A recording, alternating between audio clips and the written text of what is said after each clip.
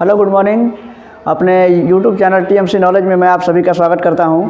इसके पहले के वीडियो में हमने आपको संधि के विषय में हमने बताया था कि संधि क्या है और संधि के कितने भेद होते हैं। उसमें बताया गया था कि संधि दो अत्यंत संयोजी वर्णों का मेल है, जिसे संधि कहते हैं। दो अत्यंत संयोजी वर्णों के मेल से जो विकार उत्पन्न होता है उसे संधि कहते हैं। और संधि के प्रकार को भी बताया गया था कि संधि 3 प्रकार के होते हैं: स्वर संधि, व्यंजन संधि और विसर्ग संधि। अब उसमें स्वर संधि के बारे में बताया गया था कि स्वर संधि क्या है, तो स्वर वर्णों का मेल है और स्वर संधि के 5 भेद होते हैं, जिसमें से एक भेद का हम लोग पढ़ाई कर चुके थे, यानी कि एक भेद को हम लोग देख चुके थे। संधि का जो पहला भेद होता है स्वर संधि का, यानी कि स्वर संधि का पहला जो भेद है उसको कहते हैं दीर्घ संधि। तो दीर्घ संधि हम लोग पढ़ चुके थे। अब इसके बाद जो दूसरा स्वर संधि का भेद है उसको कहते हैं, उसको गूढ़ संधि उसका नाम है। अब देखिए, तो इसके विषय में हम लोग पढ़ते हैं। आज से यहाँ से पढ़ेंगे गूढ़ संधि, उसके बाद फिर वृद्धि संधि, यण संधि, आदि संधि। तो इस वीडियो में हम आज स्वर संधि के सभी भेदों को देख लेंगे। चलिए देखते हैं गूढ़ संधि। गूढ़ संधि क्या है, तो इसमें इसका गूढ़ संधि का नियम है कि यदि अ और आ के बाद, यदि अ या आ के बाद अगर ई रहे, छोटी की मात्रा या बड़ी की मात्रा रहे, तो दोनों मिल करके ए हो जाता है। यदि अ या आ के बाद ई मिले या बड़ी ई मिले तो ए हो जाता है। उसी तरह से यदि अ और आ के बाद यदि ऊ आए या बड़ा ऊ आए तो दोनों मिल करके ओ हो जाता है। अ और ऊ मिल करके ओ होता है। तो छोटा या बड़ा कुछ भी मिलेगा, अ या आ के साथ या आ के साथ, तो ओ होगा। इसी तरह से अगला है कि यदि अ या आ के बाद अगर री आएगा तो अर हो जाएगा। ये इसके नियम है। अब इन तीनों का जैसे मेल हो रहा है वर्णों का, तो उस पर अब कुछ उदाहरण देखते हैं। जैसे यहाँ लिखा है कि परम जोड़ ईश्वर।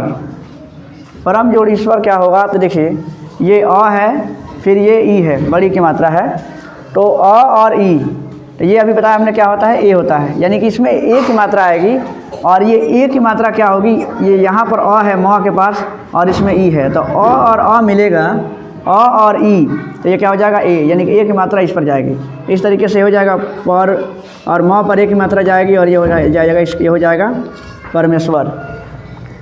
उसी तरीके से लंब और उदर, यानी कि अ में ऊ मिलेगा तो ओ बनेगा, यानी कि ये हो जाएगा लंबोदर। ये लंबोदर हो गया। उसी तरह से महाजोड़ उदय, तो ये हो जाएगा महोदय। इस हिसाब से चूँकि अ में ऊ मिलेगा तो ओ हो जा रहा है, तो ये ओ की मात्रा हो जाएगी महोदय। गण में ईश, यानी कि अ है, फिर यहाँ पे ये ई है, तो अ और ई क्या, फिर ए है, यानी कि गणेश। इसी तरह से महाजोड़ ईश, तो ये अ और ई फिर ई मिल रहा है, यानी कि ए होगा महेश। इसी तरह से देखिए री जोड़ने पर अ और आ के बाद अगर री आएगा तो अर हो जाता है, यानी कि महाजोड़ ऋषि, यानी कि महर्षि, ये हो गया। इसी तरह से ये सूर्य है और इसमें जुड़ेगा उदय, यानी कि अ और यहाँ पे ऊ है, तो ओ में हो जाएगा सूर्योदय। और फिर इसी तरह से चंद्र, फिर उदय, चंद्रोदय, ये हो गया। तो ये आपने देखा कि ये गूढ़ संधि है, जिसमें ये इसके नियम है मुख्य रूप से। अ और ई मिलेगा तो ए बनेगा, अ और ऊ मिलेगा तो ओ बनेगा, और अ और आ के बाद री मिलेगा तो अर बनेगा। अब जो है कि हम दूसरा इसका जो तीसरा भेद है उसको देखते हैं, यण संधि जिसका नाम है। यण संधि में है कि यदि ई, ऊ और री और ली के बाद, यानी ई, ऊ और री है, इसके बाद अगर अपने से कोई भिन्न स्वर आता है तो ई के जगह पे क्या हो जाता है, ई का य हो जाता है, ऊ का व हो जाता है और री का र हो जाता है, और ली इसी तरह से री का हो जाएगा ल। तो अब इस पर हम कुछ देख लेते हैं। इस पर भी कुछ इसके उदाहरण है। जैसे यहाँ पे लिखा है यदि जोड़ अपी, तो अभी हमने क्या पढ़ा कि ई और ई का क्या हो जाएगा, यहाँ पर ई की मात्रा है और अपने से कोई भिन्न स्वर आ रहा है, यानी कि कहने का मतलब है कि यहाँ पर ई की मात्रा है तो ये यहाँ पर अ आ रहा है, इसका मतलब है कि ये इससे भिन्न है। अगर ई आता तब सेम रहता, तो ई के बाद अ आ रहा है, इसका मतलब क्या है कि ई किस में बदल जाएगा, य में। तो यहाँ पर ये ई जो है य बदल जाएगा, यानी कि ये हो जाएगा यद्यपि, यद्यपि हो जाएगा, यानी कि ये बदल गया य में और ये इसकी मात्रा यहाँ पर जुड़ जाएगी। इसी तरह से अति, इसमें भी ई की मात्रा है, फिर यहाँ अ है, ई और अ, य बनेगा ये भी। अब ये क्या करता है, अगर यहाँ कोई अगर शब्द रहेगा, वर्ण रहेगा, तो इसको मतलब आधा कर देगा, यानी कि ये हो जाएगा अत्याचार। अत्याचार हो गया। इसी तरह से देखिए यहाँ पे भी की मात्रा है वी जोड़ आकुल, यानी कि अब ये क्या आएगा ई य में बदलेगा, यानी कि ये हो जाएगा व्याकुल। फिर इसी तरह से बी जोड़ अवस्था है, यानी कि ये हो जाएगा व्यवस्था। सु जोड़ आगत, यहाँ ऊ है और यहाँ पे आ है, तो ऊ किस में बदलेगा, तो ऊ का व हो जाता है। देखिए ऊ का हो जाता है व, तो ये हो जाएगा स्वागत। तो इस तरीके से ये आपने देखा यण संधि। अब इसके बाद से हम लोग जो है कि आप देख लेंगे, इसके बाद से वृद्धि संधि है। फिर इसके बाद तो अभी आपने देखा यण संधि के बारे में। अब हम लोग देखेंगे अब उसका स्वर संधि का जो चौथा भेद है, चौथा जो प्रकार है उसको कहते हैं वृद्धि संधि।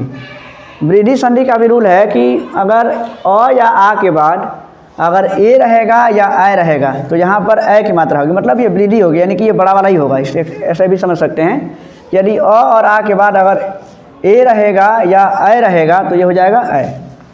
इसी तरह से अ और आ के बाद अगर ओ रहेगा या अ रहेगा तो अ हो जाएगा। ठीक है, मतलब कि वृद्धि, यानी कि जो ये बड़ा वाला मात्रा है वही मात्रा प्रभावी होता है।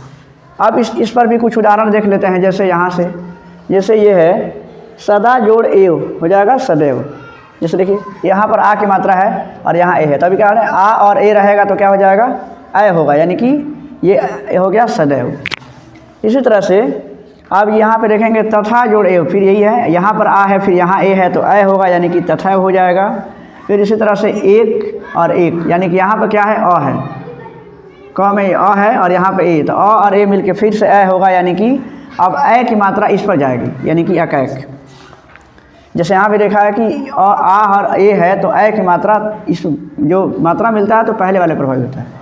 इसी तरह से तदा जोड़ एव, ये हो जाएगा, ये आ की मात्रा है फिर ये है, ये हो जाएगा तदैव, ये तदैव हो गया।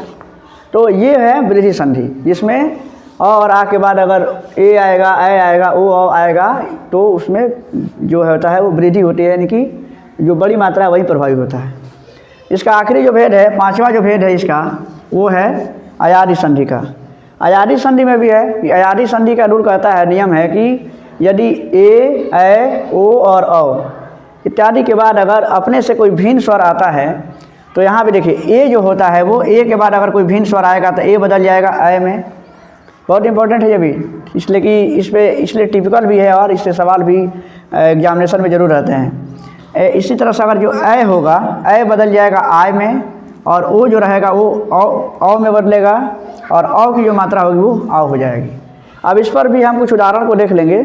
इस पर जब कुछ हम उदाहरण बना लेंगे कि जो अयादि संधि है कैसे उसमें परिवर्तन जो हो रहे हैं, तो उस पर जो हम उदाहरण देख लेंगे तो क्लियर हो जाएगा। चलिए उदाहरण देख लेते हैं। आइए अब देखते हैं कुछ उदाहरण जो है वो जो अयादि संधि में आपको बताया गया था अभी कि ए का क्या हो जाता है अय। देखिए इसको ए अय में बदल जाता है। जैसे यहाँ पर नौ पर ए की मात्रा है और ये हो गया ने में जब हम अन जोड़ेंगे तो ये हो जाता है, क्योंकि ये अय की मात्रा अब यानी कि नौ में अय जुड़ेगा तो नय, और ये नौ नयनम, ये हो जाएगा नयन। इसी तरह से अगर से में जोड़ेंगे, स पर ए की मात्रा है और ए की मात्रा में अ जोड़ेंगे तो अय बनेगा, और इस तरीके से हो जाता है शयन।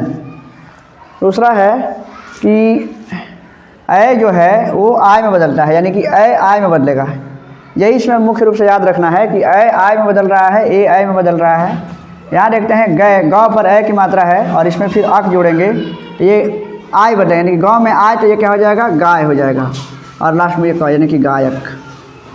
इसी तरह से नए जोड़ अक, यानी कि अय में ये जोड़ेंगे आय और ये हो जाएगा नौ में आय लगेगा तो ये हो जाएगा नायका, ये हो जाएगा मतलब नायक, विसर्ग नहीं है। इसी तरह से हम और देखते हैं, जैसे कि ओ बदलता है किसमें ओ में, ओ बदल जाएगा ओ में, जैसे यहाँ भी बतलाया गया है।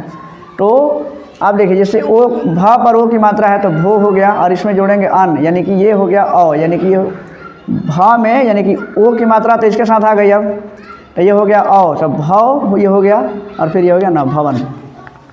इसी तरह से यहाँ देखेंगे पो है तो ओ की मात्रा है इसमें, और ये यहाँ भी अन जोड़ेंगे तो इसका ओ की मात्रा इस और से मिला तो ये हो गया ओ, यानी कि पौ हो गया, और नौ लास्ट में जोड़ लेंगे, ये हो गया पवन।